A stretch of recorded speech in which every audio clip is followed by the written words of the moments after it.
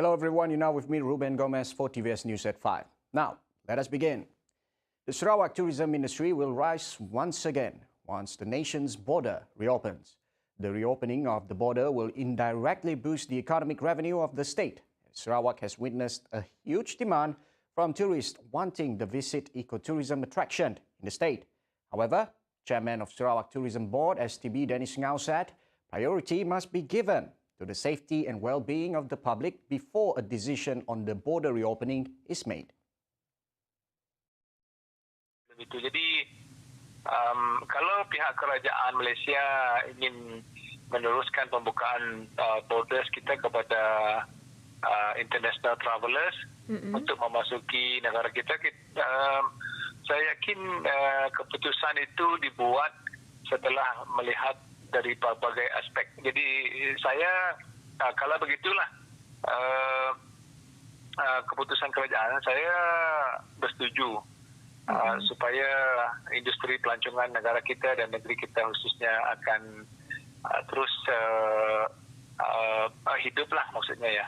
Dennis added that as Sarawak has now transitioned into phase 4 of the National Recovery Plan NRP, he is confident that the people of Sarawak is ready to accept tourists.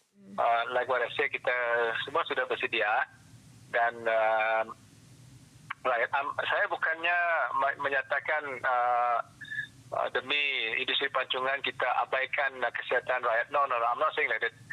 Kita disebabkan usaha kerajaan dan apa yang telah kita lakukan dan rakyat telah dididikkan bagaimana menjaga diri. Saya percaya kita telah bersedia walaupun ada gelombang Omicron. I think we are quite prepared. Dennis added that domestic tourism has contributed largely to the sector last year, with a total of 19,310 domestic tourists travelling into Sarawak. Yes, opening the country's border will attract many foreign tourists, at the same time improving the local economy. Therefore, for the tourism industry players, they are of the opinion that if the government decides to reopen the border, it will be beneficial for them. Even so, they are waiting for such a decision to be made, which once again will liven the said sector in Sarawak. I think it is a good suggestion, or it is a good move for the ministry to suggest, to open up the state's border, because it will eventually increase the amount of tourists coming into Sarawak, and also it will also contribute some economy as well, yeah. And past COVID is very challenging for us. So if we can get more tourists coming into the state, I think it will contribute more revenues to the states and also to the hotels. Of course, if it goes through the shopping malls, definitely we welcome this move, by the state government. We are really welcoming their move on the opening the borders for the states. Meanwhile, it will also be economically beneficial for the local handicraft entrepreneurs. Untuk pelancong Brunei, pada saya memang betul-betul memberi impak yang bagus. Kalau pengumuman yang telah diberikan oleh kementerian ini tadi kan, sebab salah satunya dari segi mata wang mereka. So at least bukan dari segi kraftangan saja, hotel-hotel lain pun akan rasa gembira sebab dengan adanya mereka masuk ke kemiri contohnya. Jadi kita orang usahawan yang kraftangan ini pun rasa macam gembira, rasa at least dapat menarik mereka datang. They also hope that the tourists coming into the country will follow the standard operating procedures SOP to prevent any future spike of COVID-19 infections. Lebih-lebih lagi macam kita di Miri sini, kita memang mengalu-alukan kedatangan pelancong dari Brunei yang merupakan sebagian besar pengunjung kita di sini sebelum inilah. pendapatan kita di sini pun memang banyak bergantung kepada pelancong-pelancong ini. Dan selepas COVID itu memang tak ada lah, sebab tak ada walk-in daripada Sabah, Brunei dan Semenanjung. Acknowledging if the country's border will reopen anytime soon, the public seems skeptical. A survey made by TVS in Kuching received different opinions from the public. Some of the opinion that strict health screening needs to be imposed on tourists that enters the country to ensure they are free from COVID-19 infections. Zambia Bujang agrees to the reopening of borders for foreign tourists, but with strict SOP in place. Macamnya pelancong asing dia nak punya datang ke Sarawak tu, mesti ikut SOP ke apa kan, peraturan ke. Kita takut benda tu akan merebak balik tu bah. Macam 2 tahun yang lepas jadi kes kita si mau kes tu kan naik lagi. Minta mesti ada sidap pelancong asingnya ada vaksin dari negara sidak yang pun mudah ada surat dari sidak dari kerajaan sidak membenarkan pergi, boleh.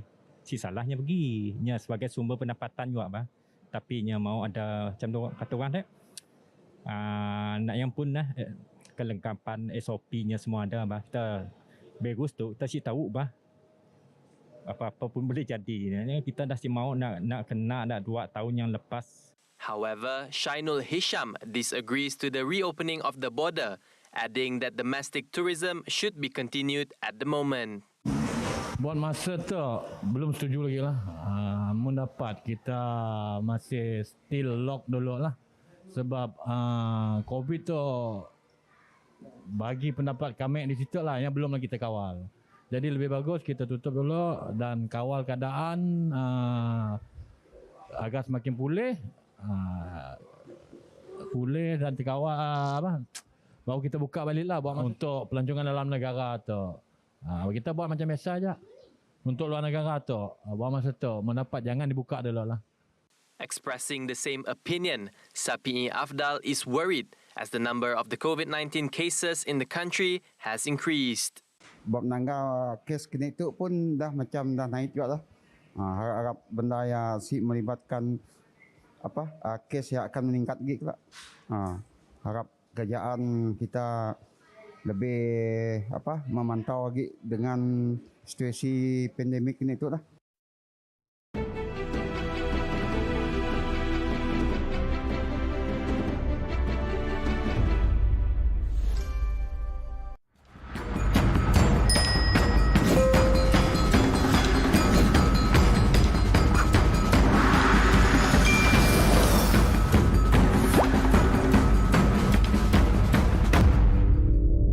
Anak yang tidak mendapat cukup makanan berkhasiat berisiko mengalami masalah berat badan, susut serta bantut. Kurang zat makanan akan menyebabkan anak kita kelihatan kecil dan rendah dari rakan sebaya, sering sakit, tidak aktif, bermasalah dalam pembelajaran, tidak produktif, kurang keyakinan diri dan berisiko kepada masalah penyakit lain. Jadi, pastikan anak kita mendapat makanan yang berkhasiat agar mereka membesar dengan sihat, kuat, bijak dan aktif. Jom jadi anak Malaysia yang tinggi, sihat selamanya.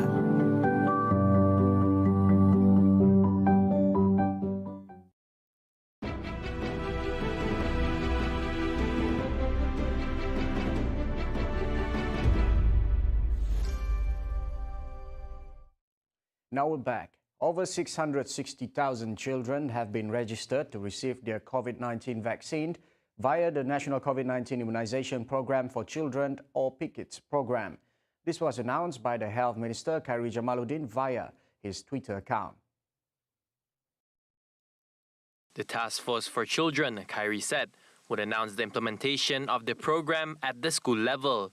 This includes registration and the injection itself. Meanwhile, Khairi disclosed in a press conference that the Health Ministry MOH are currently developing a COVID-19 clinical care pathway.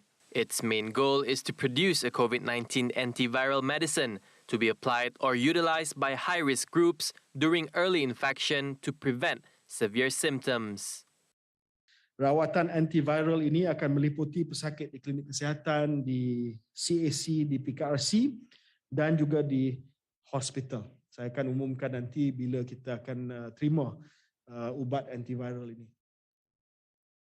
A total of 3.5 million Sinovac vaccine recipients have not received their booster dose. Health Minister Khairi Jamaluddin stated that the recipients refused to take the booster dose unless they are inoculated with the Sinovac vaccine as well. As such, the Health Ministry MOH will provide options for them to choose which vaccine they want to receive as their booster dose. Walaupun kita menggalakkan mereka dapat Pfizer dan AstraZeneca, saya nak umumkan bahawa 3.5 juta penerima vaksin primer Sinovac belum dapat dos penggalak lagi. 3.5 million, ramai ni. Dan mereka terdedah kepada gelombang Omicron. Ya, sebab keberkesanan Sinovac tidaklah setinggi Pfizer. Walaupun berkesan, not as good or as effective as Pfizer. Sebab itu, saya telah buat keputusan bahawa walaupun Kementerian Kesihatan masih berpandangan dan pendirian bahawa kita lebih menggalakkan mereka menerima Pfizer ataupun AstraZeneca, but any booster is better than no booster.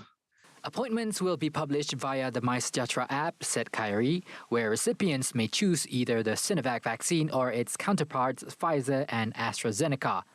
Analoginya adalah mereka pergi ke negara musim sejuk, Kementerian Kesihatan sarankan dan bagi free kod, tapi mereka tak nak pakai kod, mereka nak pakai t-shirt, okeylah, t-shirt itu lebih baik daripada mereka tak pakai apa-apa. Earlier today, Prime Minister's Special Envoy to China, Datuk Sri Tiong King Sing, alleged Khairi for having an inseparable relationship with the Pfizer-BioNTech vaccine manufacturer while blaming Khairi over the rapid rise of the COVID-19 cases. Khairi also reminded the public who have yet to receive the booster doses to get it as soon as possible as the primer vaccines, regardless of its type, will expire on March 1st, 2022. KKM ingin memaklumkan bahawa semua penduduk berusia 60 tahun ke atas atau penerima dos lengkap Sinovac, ya, all senior citizens above 60 dan all penerima dos Sinovac untuk dos primer usia 18 tahun ke atas perlu mengambil suntikan dos penggalak. Kalau tidak, pada 1 hari bulan Mac, sijil vaksinasi kuning akan jadi putih. It will not be fully vaccinated anymore. Ya, dia ada hanya bulan Februari saja untuk mengekalkan fully vaccinated status. The Ministry of International Trade and Industry (MITI) has assured that there will be no total lockdown of the economic and industrial sectors if the number of COVID-19 cases were to increase significantly.